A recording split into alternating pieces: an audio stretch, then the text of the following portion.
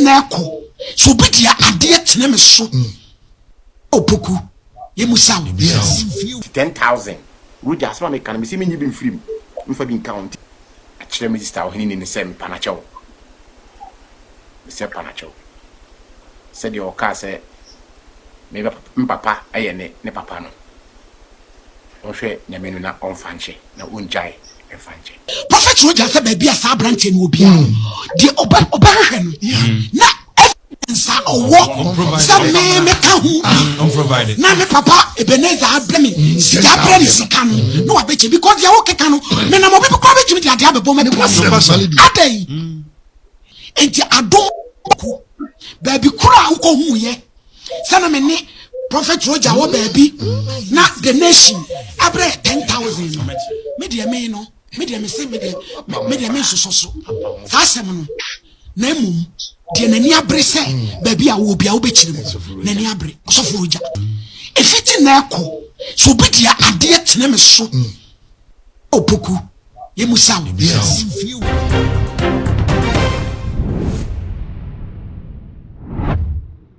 Abusia bifa ekoso between the voice of God papa so penny adumche dia and afi ye papa prophet of Hambo the nation's prophet 1 abusia sa bifi nam so ama ene asofo bibi na na wo ho ekofolo for bifi no mu a amagana for se ne ekeka kono ase bifi no enyan twa sisi yeye na abusia prophet Roger one prophet ane ho ababa for bifi a ekoso between of Hambo and the voice of God wo montele nyina ne se Prophet Roger ekopie mu ewo ahemfie TV ya woni ye maame ohene ni adazoa ene kodi nkomo na ne nkomo die ni mu no na beef kopija ye ewo mu nsem na wo kire se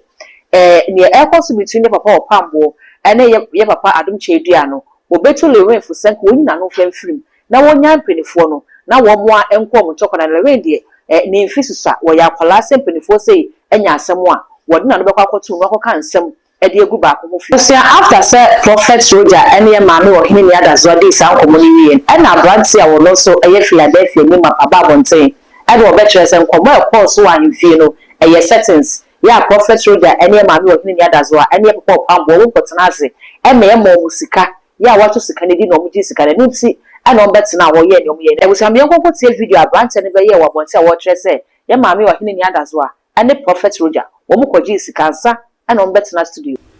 Prophet Roger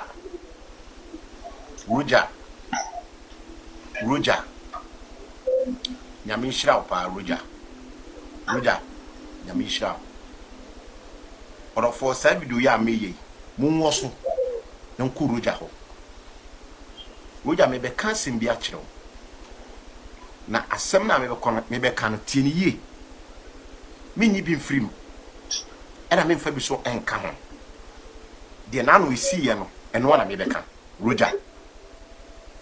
wo ohini ni adazoa sofu safo sofu chief aye opambo Emmanuel na no mo ba wo Roger ho o fie o mo ba ye no o mo beto wo oni ohini ni adazoa ti aso me kan ye mi simi ni bi mfrim mfa bi nka ho na so for safom e she club tea no he serpes omo de pick up red and the bar Roger ho me see on beto ohini ni adazoa Roger nkomo a wo no kodi ye de obi ante na emom obaye no guy na wo yese obisa ho asem a wo kire mu akire no Roger tama wo kire mu no na ese nka wo hwe wachi ehwe se obi gina ho ana wo nifa ehwe se obi gina ho a wanya ne saa ena guy ni bisa wo se na saa opambo nkola wi no omufiri omba ye den Roger aho na wo kire mu akire guy ne se eye opambo ada akwa ne soma wo mo ewo wo ho wo Roger wo ho se wadome lewen kojo kasa lewen enti wo Roger ko TV so ne ko kase no me na adakwa yi adome lewen no se lewen ankopa opambo achewa ebinya no na wo kire mu saa e kire guy no e na guy ni bisa wo say na wo betima yesa e na se wo ka kire guy ni say oh say ye adwuma wo de ye adwuma na o me de aba 10,000 Roger asma me kan me se me nyi bi mfrim mfa bi count titie ni ye 10,000 by now wo ka asem go amnam na wo bua so a asem no itimi pie by now wonim se nkomo na guy no wo ka kire na obi wo ho ena mpa Roger woni wo hini ni adaso a mo betena TV so na wo yes adwuma no ena wo yes adwuma no Roger hwe akojo lewen nkasa lewen ni nipa ne bikuno ni nipa ne bikuno ndisa wo ye wo difu dwuma na wo se wo ye difu dwuma ye difu dwuma Roger na me respect o pa na me bu by side way a wo ye no o ma di ho yawo o ma di ho yawo na se opambo nam so sani ma wi so e dumi nipa no me no e be ko nipa bi so me catch them play no me no e be ko nipa bi so why Roger nyame hira wo pa na me catch so papa do the voice of God onyi nipa ketwa nyame hira why that was your way any video ya branche baba ye wo kansem edigu prophet Roger ne ma me ohini adazo so no ohini adazo a eti video no se da bi wiase once na ho mo bi fancy kan enwa nanka ono ana ya no free sompa aba bepem ahemfie na se obefiri sompa bepem ahemfie na wo ba ye nche na oye obi adwuma na baba kan cement se de egu no ho fi na wa sha se de sika ade tag no de Ghana ha so de ene e bone ne be ka fa ho a ni pagi bone ni di kra e chen no krete ne sa de a wono so ba bonten abechirim se ensem abrante ne be kan no kra bi enim ne wiase enselfunti ena court den si ho enti woni abrante ni nyina wo mo kwa kopiem wo court wo mo kodru court wa evidence abrante ne chese wo no na wo de aba na Africa na fo nyina ehu no kra e wa asem ni bushia ye dwumadi aye di ma me set record we ma ye this anyi ha BJ yaba no ade bi ye me private life so ni pakro kan ho asem abontia me so because me na me de me ho baaye me ma Ghana fo hu de me wom se beye be hye enipa nkura na o man bi ye wom no Ghana nko ana so bi e de na mane o wom betu abontin se beye de betu nipa fo ya dididi atem me na me de masem ba ntia no de mo ka me so na de fa dwuma we hu mo de bedu e be ba be setting record ni streets because o man no ye je atrodi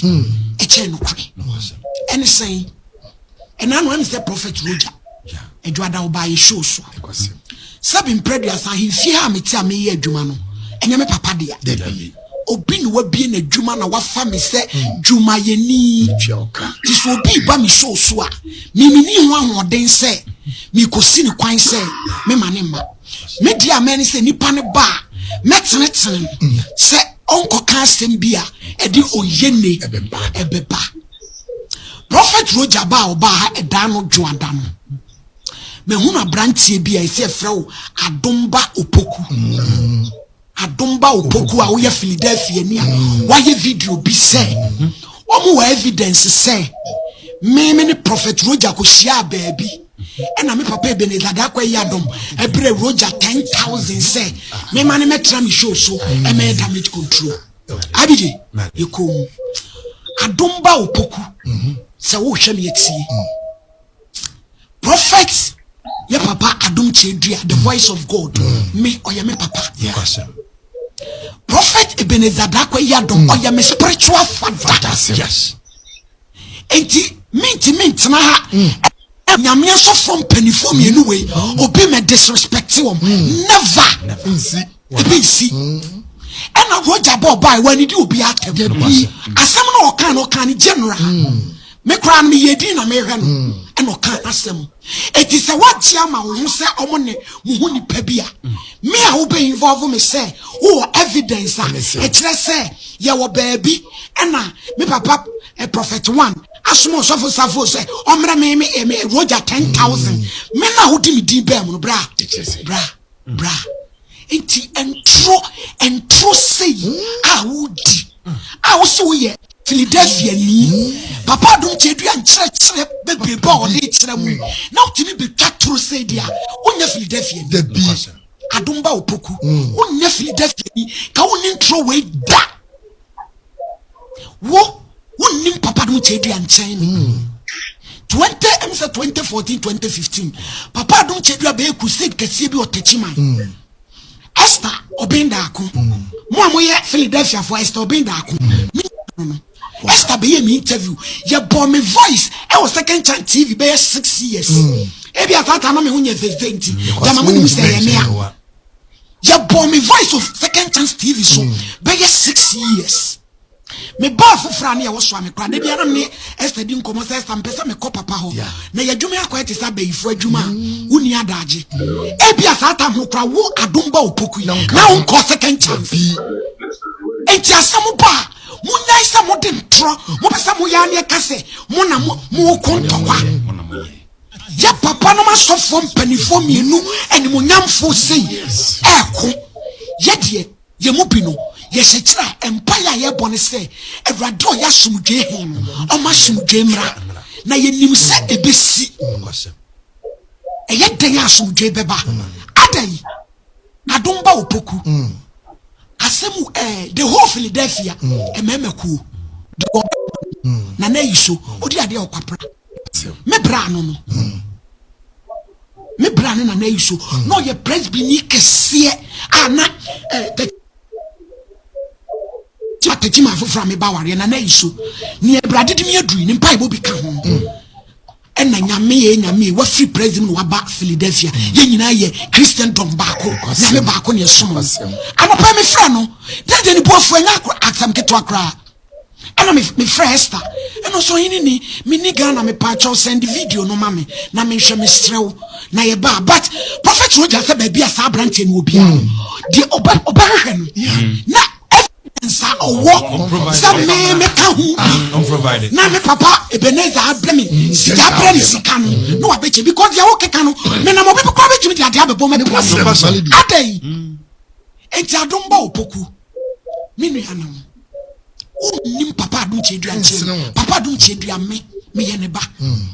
ana me kan me 2014 2015 crusade ye no techima me voice ye born second chance by 6 years Papa Ebenezer dakwa ye domo ye me spiritual father. Ah odima me. Papa fo emi nyina nyame asofo a. Nyame emosra wo mo so. Eti so manya twitwi na mentime wase me ba. Me enyame na me betra ba bia akoka bibi. Enti me sra mo. Prophet Roger ba oba ha no. Obai ye show so. No betimi aba because adwuma no enyame de.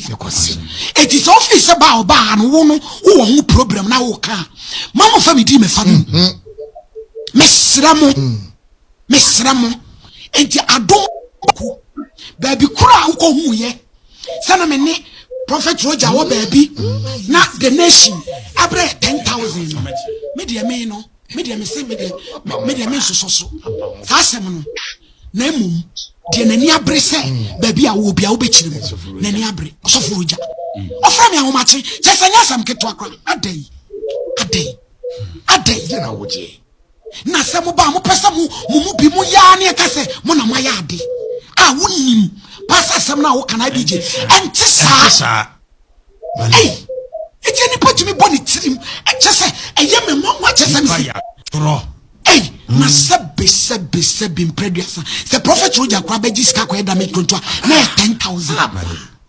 10,000 oh debi adumbo poku de mo ye no enye IBJ mo bia nso so de wo ye no me de me asem no si wo me show so eti na me be set record street but asem na wo kan woni evidence if it na ekọ so be dia ade tene me so opoku ye musa because asem a wo dia beton from me no obi a oni ni mudie ebetumi abepra me nya boni bia ana me kan say omo nyina papa fo imi enu nyina ya me papa no ma me di obuo ni di me obi oni mi bia say me obuo sekese e de ma sofo ah papa adom so kan ho bi the nation prophet so kan ho adai erade mo ayi we dey wonder room me srewa ma men clear bi hwe ye papa Roger my lady enim ne number. Ah, ye papa Roger Bahara. Me na me ni aid edin komo. Ansana me papa Roger Bahara. Even last Monday me wa kra omu meduru ha omu traffic mu nyina no. Me na me no omu edin komo a ansana omu timba beduru ha no. Me papa opambo. Se be ko me papa opambo ha me fresh officer fo. Me na me no omu din komo. Me ma me nim omu number. Enti ye besrem Wotna social media now per se unya hype wa. Pe good content na di mu. IBJ me sibo de ma me so me drag. Anza ke je beto. De maka no difo mo bia so. Padawroma. Me de ye hwe. Sasam no. Obeba baby ni evidence no. Evidence. Ah no wa ohun se me ni so Roger. Ya soma se emre iska no. Ofa me to abontin. Prim na kopem juada. Na asumdwe mra. Anye saa ye nyina ye wo mpanifo ta ye chi ye be kwa akokire mu wo baabi ase ekokire because ma hwe ya obi be pram yes asade na bra me aye ho ye ne de ami tina de wo ho ano sabusi ay ma me wa hene ni adazo aso ne nsem a wode betu dwane no na ekokote na Ghana fo twese ma me we de fanti be ka se wa bolop se twese ne bo afu yi pa e bizo he nsem a brante no e kan na nsem a eni esoso ne wiase so de e ka asem de fa ho na wa ma me yi ho ano sa na ase na Ghana fo ya je asem no edi ntiwe no eye se ma me ohene ni babo nti obekire mu sinta brante no so ma ohene ni babo nti obeye video no ene woti video ohene ni beye no no hese ne ma me ye ni asi abre ne se na odi asem no kwakopie mu court na anu ade ya enu eye ene de kamela kopie mu court a ye ma no so hwim ene 1 year imprisonment awakwa kodi na abrante no se de bi ohene ni hwe de chi a obi enu hwe de kopie mu court a oba be defend ni bi kwa na lewe nkra ma ebia no ye papa adum chedua no ye bizi na wantimi ama medinam am defend ni se na ekura wo se waka na so wonwe ye nsem no abrante no se wonu na be kaaye na so afedi wo sign boa evidence wo kana kura wo se woni mo hwe na Ghana wo se woni evidence bia na be kan na so buza abrante no abe pacho Orofo yeda Onyankopon ase ena no pay. Efse nra be video bi. Ama video no ekudru mi sister ohini ni ho.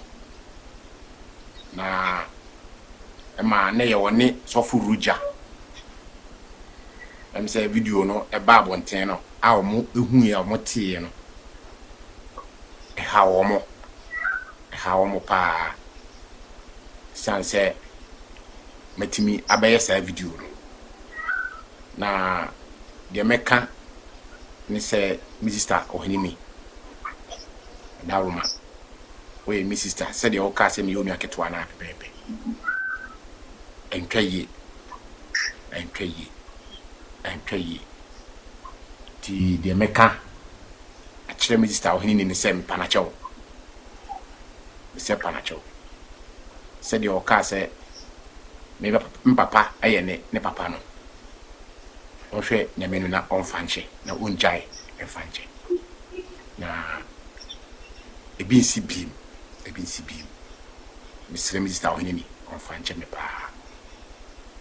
na etoso bim prophet Roger e minu ya no minisia osu nu ane me na akoba ne sei misre pacho entwaye video no ko fan obi account mu na me be ye say video no e fa ho enti se ba adanse a ni misa adanse se me ko fa obi video e be ye ti de me kan se odi foroja misrew unu ane me se pacho entwaye ko ye adofo ne nipa bi o ma hwe video no e frame no I just say entwaye enu ne nam so manra bi delete video no ntimi so furoja misro unu akitwa ne de mayi ebi nsibiem kunyamye ni na fache unu ya minim se osuru Nyankopon e be hye no hon nyam adawase emenkan Philadelphia movement abranti ni chopa ana yakwa akuti dia ba na Ghana for chese wiase de wo ka no kra no pa no nsia anwume no nsia na wasomwadwo nokura so ye nokure kontompo ntimi ni nokura so da nsensem na obeka ne say nokura pote pa de sidem e na wo ba be pa chwe de ukotu nokura time will tell so some how kind ye nokure itene nke de ukotu mi na fe no mu na chi no nokura ba be de na fe ga na ho zampa some how ka de fa maami ene prophet Roger ho no ensem ana eye nokure na pe wo kwampo no wani ma benyam na ba ka asem onura na ene maami ohini na dazo aba bonten abetri se na se wudi mi ka de achopa ba de na za se we no ye fake achopa bi na usuro na wodi chopa no eba na ade aba bram so na so busia abrante no abepa che wo se maami ohini na dazo a wo beji atum se wonyintum se prophet Roger ebeji atum ana se wonyintum ni nyina wo mo sign ba e the reactions ba ebusia de ba beso mesre so beji a comment no comment section ho e de ama me all the social media handles no too much PH. Go subscribe, like, share. Na fufu se ne bi ahwe makra.